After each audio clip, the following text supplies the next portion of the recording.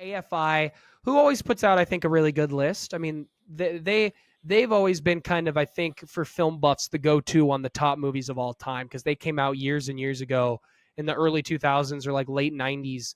They came out with like the greatest movies of all time, top 100 list. It's always, I think, a great place to start when you are getting into movies, just to go to that list and kind of check off what you've seen. And they ranked their top movies of 2023, and I'm curious because I can't disagree with a lot of them, but I'll read them off real quick here. And I think both of us have seen most of these. I've seen a little bit more, but they have American Fiction, which is a movie I really want to see. I know it was playing at the film festival here, just didn't get a chance to see it. They've got Barbie, The Holdovers, Killers of the Flower Moon, Maestro, May December, Oppenheimer, Past Lives, which I finally saw, Poor Things, and Spider-Man Across the Spider-Verse. They also have Television, which is interesting. But Kyle, what sticks out about that little list to you real quick? That Television list isn't bad either. Yeah, I mean, they got Abbott Elementary, just finished season 2, loved it. The Bear, incredible. Beef, I never went back and finished it. I watched first 2.5 episodes and never went back to finish it. Jury Duty, I never saw, but know was real popular. The Last of Us, incredible. I dipped on the morning show. It started to get, I thought, struggled. Bummer. Only Murders in the Building. Reservation Dogs has been on my list for a while. Succession is by far, I think, the best TV show of the year. That final season was incredible. And I think it deserves it. Poker Face, never even heard of it.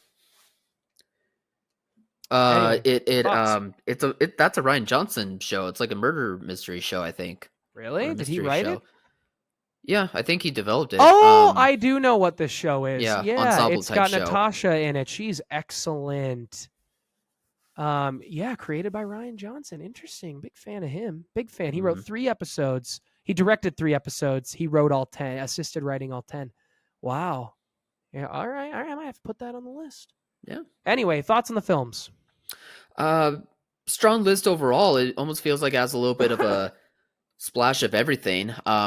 I am a little surprised by May December cracking it, just because it was only so recent, I suppose. But my guess is very good. My guess is the writers had screeners. I bet you that all these writers have seen all the movies of the year. Yeah, already. that's probably. I bet you they've all got screeners. That's probably it.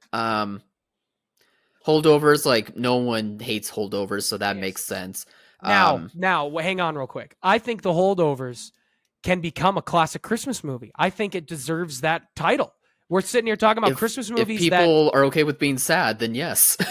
But I think it ends on a beautiful note. Yes, that's really positive, and is exactly what the theme of Christmas is, that when life is getting hard, you got to believe in people. I think that's what, at the end of the day, the Christmas spirit's all about. And I think at the end of the day, that's what The Holdovers does. I think that can become a staple. When we're talking about Christmas movies that don't rock it, we're sitting here and we're not even talking about The Holdovers. And I think that's travesty. Holdovers absolutely belongs there. Yeah.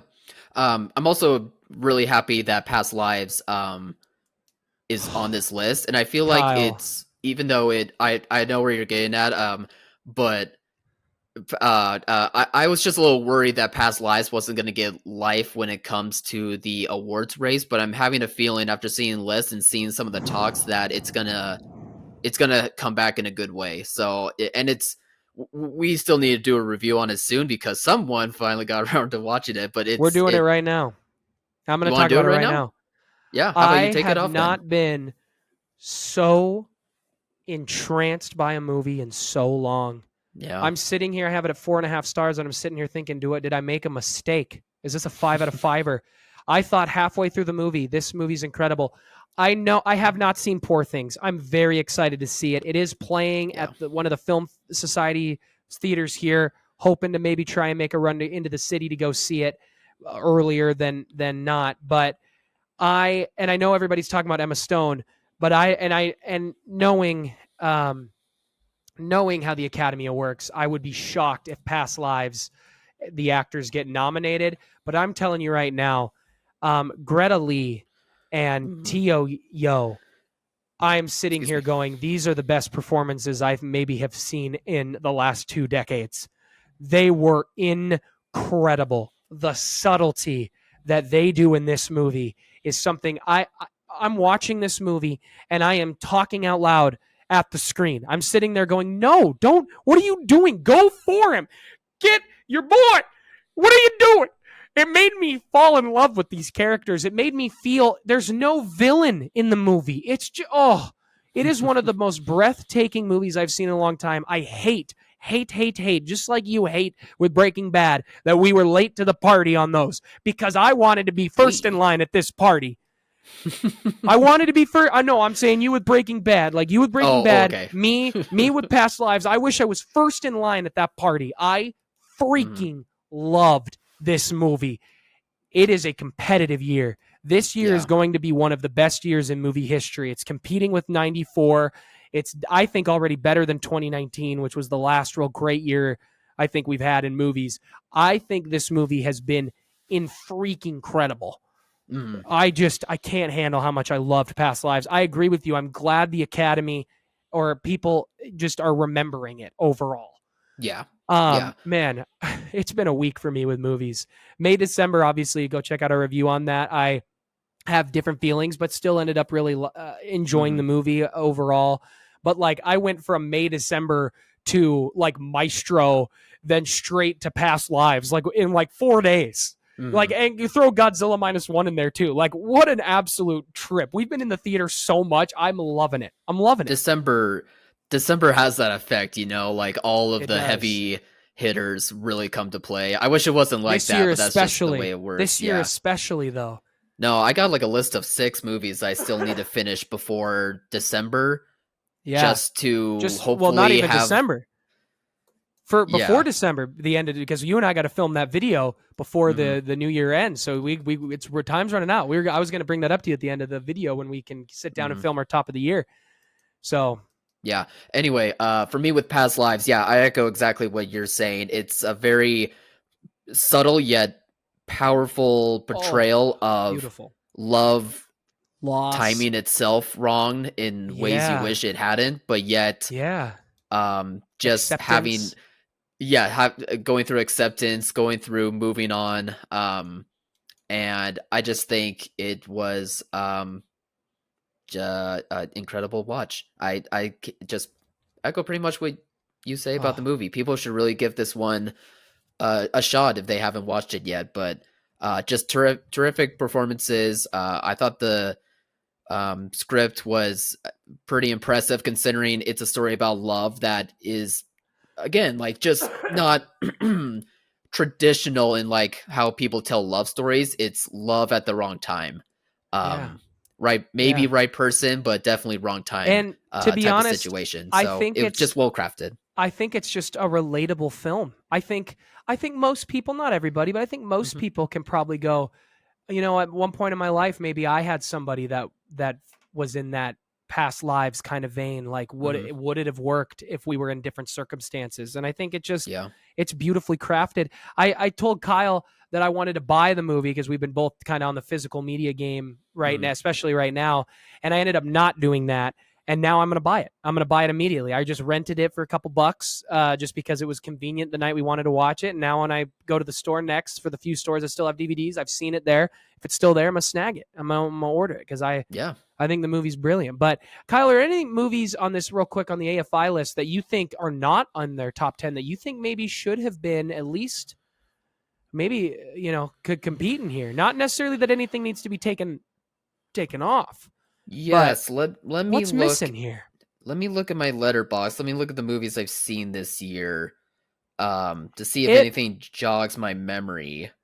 Because I'm sure there is, but again, there's just a lot of stuff coming out at like the tail end of December that I, just have not been able to see quite yet. I don't know. One.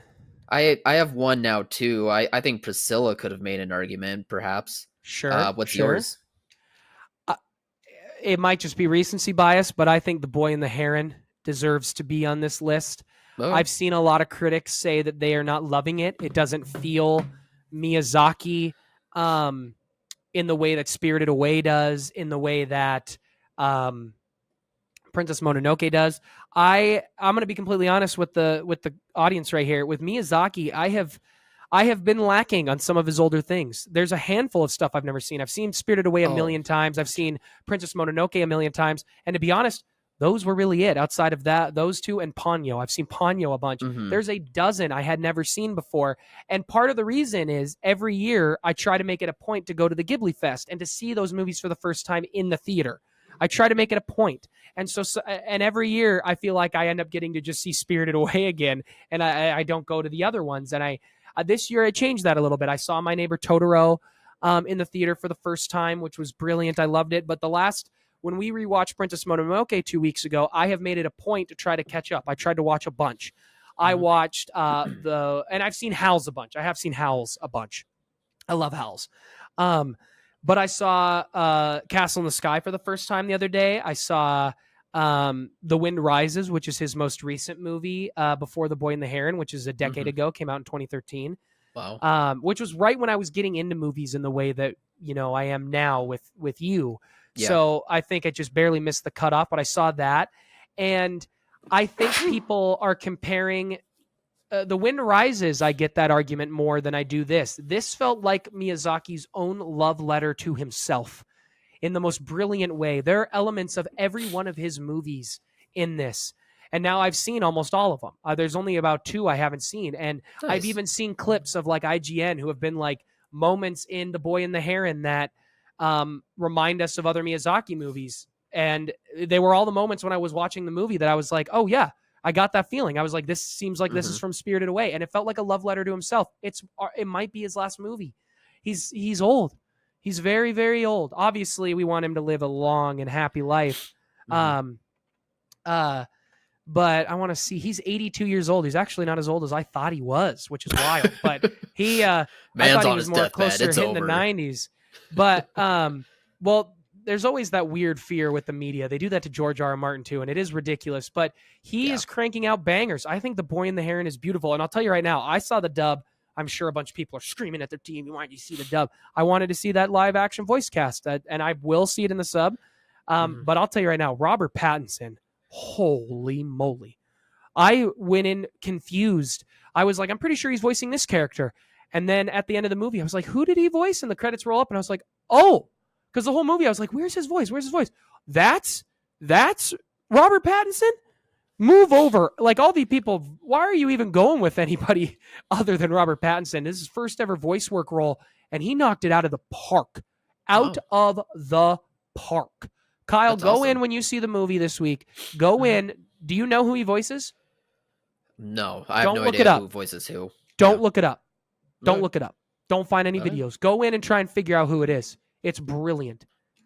Hmm. Anyway, I would put The Boy and the Heron there. I think The Boy and the Heron deserves to be in that list. I don't know what I would remove. I would probably remove myself May December, to be completely honest, because I didn't love that movie as much. I haven't seen Poor Things or American Fiction. They're both on my list. But anyway, yeah. Any other final thoughts here before we end it? Sorry, I kind of steamrolled you there. No, that's all right. I liked hearing your thoughts about Miyazaki and the new movie because I'm really excited to check that one out.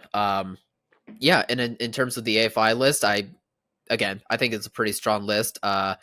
This award season might actually be fun for once because I think there's a lot of competition, and the movies like all across the board are good to great. Like, there's not one where it's like, we could have been without that one, and that one's not as great as people think it is. Whew, yeah, Maestro's incredible. Like, completely believe deserves this list. It's going to be a competitive Oscars. I'm excited. Yeah, like Best Actress, poof, there's an argument for all of them so far. I'm sure. I know. Like, everybody's saying right now it's got to be Emma Stone, and I just watched Past Lives, and I'm going, how is it not this girl? I mean, she is absolutely. But then you brilliant. May watch Greta Lee. You may watch Poor Things soon, and yeah, I don't know. And it's for just me, it was Lily Gladstone up until now. Yeah, I mean, it's gonna be one heck of a race. But never think it's over in July, guys. Hey, was Hunger Games on that list for VFX? Yeah. Okay, I couldn't remember, but that deserves to be there. I'd put that before I'd put Oppenheimer myself. It's impressive. It's good stuff. All right, guys, what do you think of the episode today? Comment below. Let us know. Like, subscribe, share. Help us grow. Thank you, Meal patrons. Get one of these bad boys by helping us like, subscribe, and sharing. We're going to give one out to a fan. And as always, thanks for watching, Mom. See you guys.